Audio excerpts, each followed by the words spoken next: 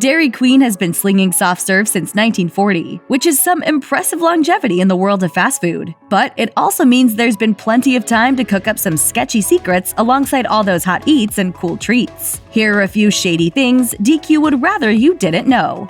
Dairy Queen claims founder J.F. McCullough invented soft-serve ice cream with his son in 1938. But what the chain doesn't want you to know is that rival Carvel also claims to have invented it, and the truth is unclear. Carvel's version of the story goes like this. On Memorial Day 1934, founder Tom Carvel's ice cream truck broke down, and instead of throwing out his melting product, he sold it as soft-serve ice cream. Carvel opened its first store in 1936, 2 years before DQ claims to have invented soft serve, and 4 years before the first DQ opened. Is it possible that both chains invented it, independent of each other? Possibly, but it sure sounds like Carvel beat DQ to the punch.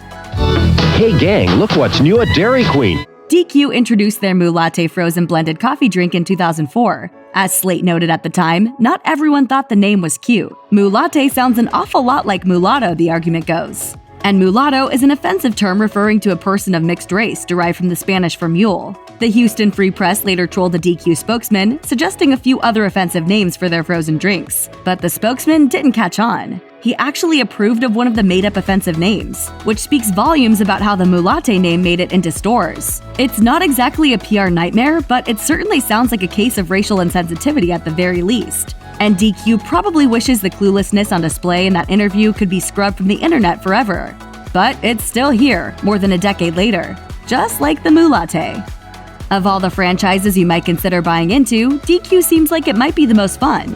A soft-serve machine at your disposal 24/7? Sign us up! Not so fast. In 2008, DQ Corporate got into a major disagreement with some of their franchisees. According to the Los Angeles Times, franchisees across 10 states got together to sue DQ for their unreasonable demands. The suit said DQ was threatening franchisees with an insane ultimatum: invest between $275,000 and $450,000 to remodel stores or lose the franchise. The franchisees claim the upfront investment was just the start, and that the new DQ Grill and Chill concept would increase their operation costs and the staff they needed to employ, a risk compounded by the fact the format was completely untested.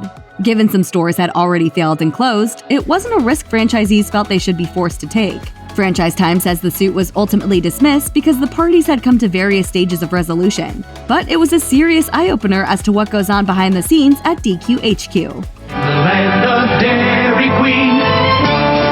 We treat you right. Every workplace has its issues, but DQ had 2 high-profile PR nightmares in 2017 alone that painted a not-so-great picture about what it's like to work there. And one jury even called the iconic American restaurant chain out for negligence. In 2017, a 21-year-old DQ manager named Harley Branham was charged with second-degree manslaughter after the constant abuse and ridicule she dished out to one 17-year-old employee caused him to commit suicide. Branham says she was just joking around, but after hearing testimony at a public inquiry, CNN reported that a jury ruled she should be charged and that DQ had been negligent in training employees how to deal with bullying. That same year, Illinois franchisee Jim Crichton had his store taken away after subjecting a mother and her 2 children to a racist rant.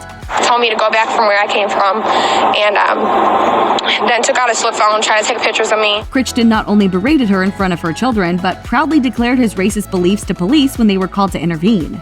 DQ condemned Crichton's rant, according to ABC Chicago, and stated that his opinions do not reflect those of DQ Corporate.